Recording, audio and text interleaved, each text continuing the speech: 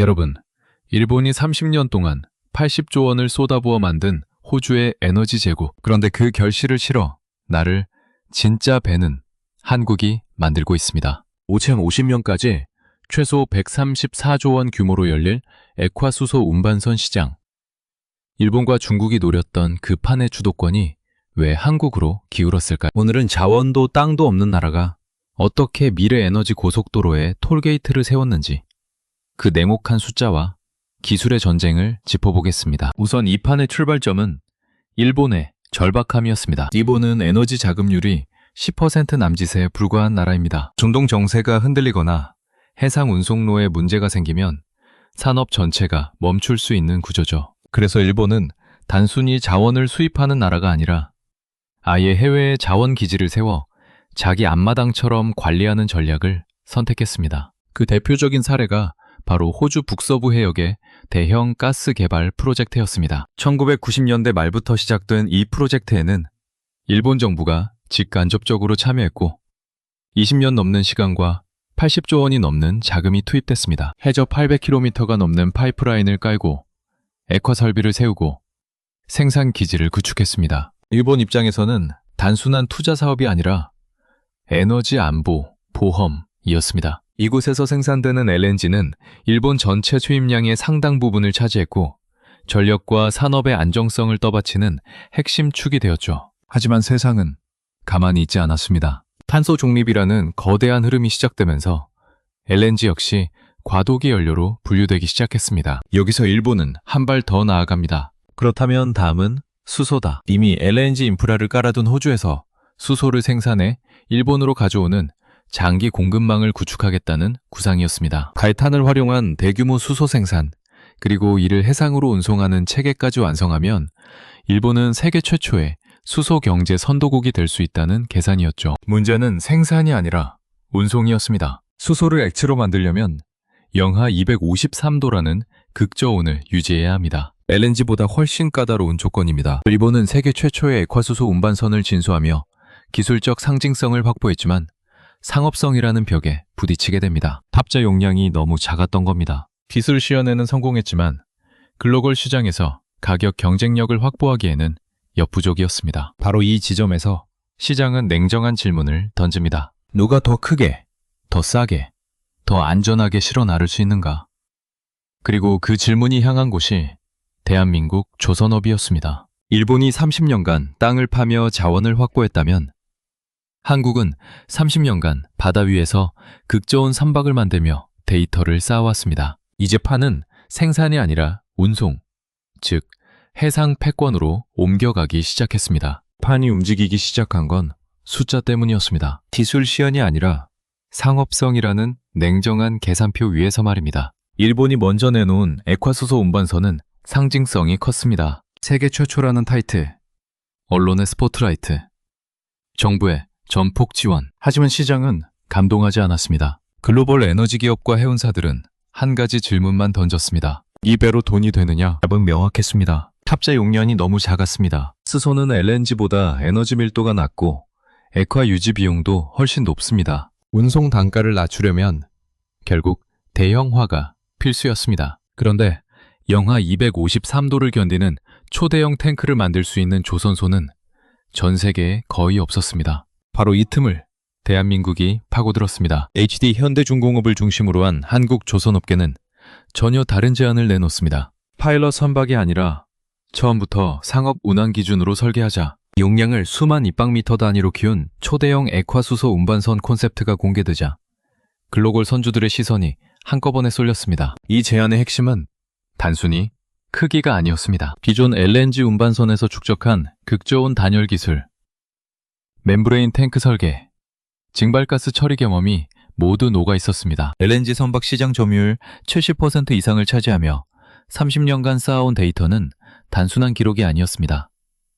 수천 척의 건조 경험, 수만 번의 극저온 테스트, 사고와 개선의 반복이 만들어낸 노하우였습니다. 한국 조선소 입장에서 영하 253도는 완전히 새로운 세계가 아니라 기존 기술의 확장 영역이었던 겁니다. 외전적이었던 건 증발가스 처리 기술이었습니다. 액체 수소는 아무리 단열을 잘해도 일부가 기체로 변합니다. 이를 단순히 배출하거나 태워버리면 경제성이 급격히 떨어집니다. 한국은 이를 연료로 재활용하는 시스템을 제안했습니다. 증발가스를 포집해 추진 엔진에 활용함으로써 연료 효율을 높이고 손실을 최소화하는 구조였습니다. 에너지 손실을 줄이면 곧바로 운송 단가가 내려갑니다. 이 차이는 장기 계약에서 수조원 단위의 격차로 이어집니다. 여기서 글로벌 해운사들의 판단이 갈렸습니다. 상징성과 국익을 앞세울 것인가, 아니면 수익성을 택할 것인가. 그리고 시장은 결국 후자를 선택했습니다. 일본의 대표 해운사들조차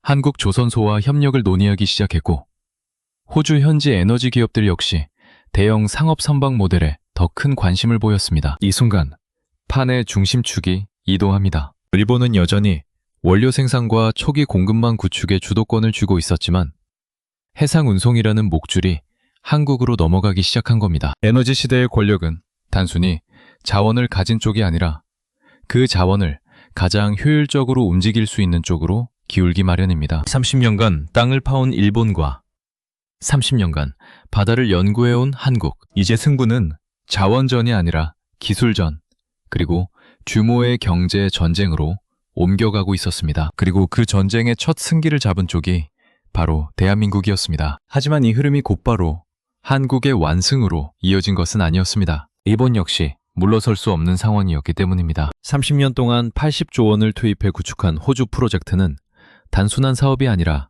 국가적 자존심이 걸린 상징이었습니다. 수소사회를 선언했던 일본 정부 입장에서는 운송 주도권까지 한국에 넘어가는 그림을 쉽게 받아들일 수 없었습니다. 그래서 일본은 두 가지 선택지를 동시에 검토합니다. 하나는 자국 조선소의 기술을 끌어올려 대형화를 재도전하는 것.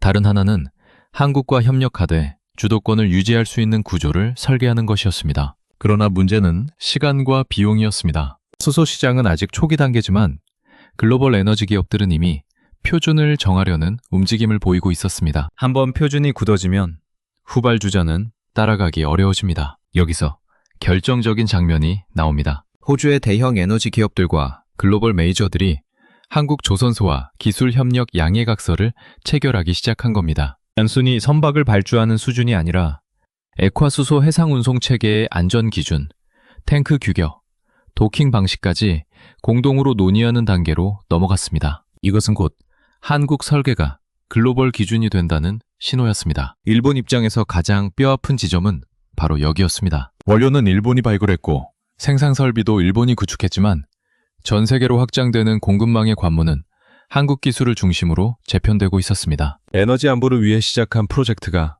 오히려 운송 패권이라는 새로운 의존 구조를 만들어내는 아이러니가 벌어진 셈입니다. 여기에 중국 변수까지 겹칩니다. 중국 조선업은 이미 LNG 운반선 시장에서 한국을 추격하고 있었고 저가 공세로 점유율을 늘려가고 있었습니다. 하지만 액화수소는 차원이 달랐습니다. 극저온 합금, 정밀 용접, 장기간 운항 데이터, 증발가스 처리 시스템 등 수십 년 축적이 필요한 영역이었기 때문입니다. 글로벌 선주 입장에서는 수천억 원을 투자해 실험을 할 수 없었습니다. 결국 안전성과 신뢰도를 갖춘 쪽으로 주문이 쏠릴 수밖에 없었습니다. 이 과정에서 한국 조선업은 단순한 수주 경쟁자를 넘어 플랫폼 제공자로 자리매김합니다. 배를 만드는 것을 넘어 설계 엔진 단열, 운영 소프트웨어까지 통합 패키지를 제안하며 공급망의 중심으로 들어간 겁니다. 일본이 광산을 열었다면 한국은 그 광산을 연결하는 철도와 항만을 설계하는 위치로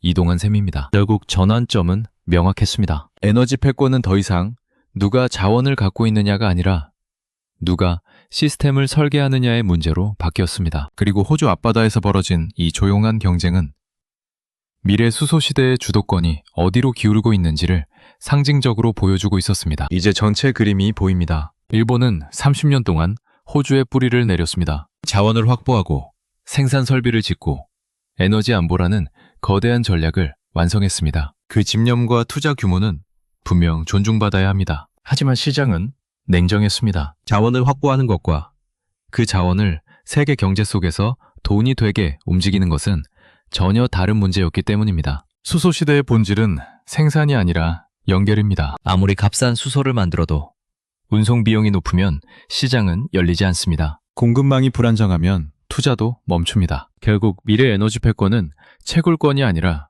운송 효율과 표준 설계에서 갈립니다. 그리고 그 전환점에서 한국조선업은 단순한 제조업을 넘어 시스템 산업으로 도약했습니다. 13, 14조 원 규모로 추산되는 액화수소 운반선 시장. 이 숫자는 단순히 배 200척을 판다는 의미가 아닙니다. 유지보수, 엔진 교체, 소프트웨어 업그레이드, 부품 공급, 금융, 보험까지 포함한 30년짜리 생태계를 의미합니다. 한번 선박이 발주되면 그 배는 최소 25년에서 30년 동안 같은 기술 체계 안에서 움직입니다. 표준을 장악한 쪽이 장기적 수익을 가져가는 구조입니다. 이 점에서 한국이 차지한 위치는 상징적입니다. 자원은 없지만 자원을 움직이는 기술은 있습니다.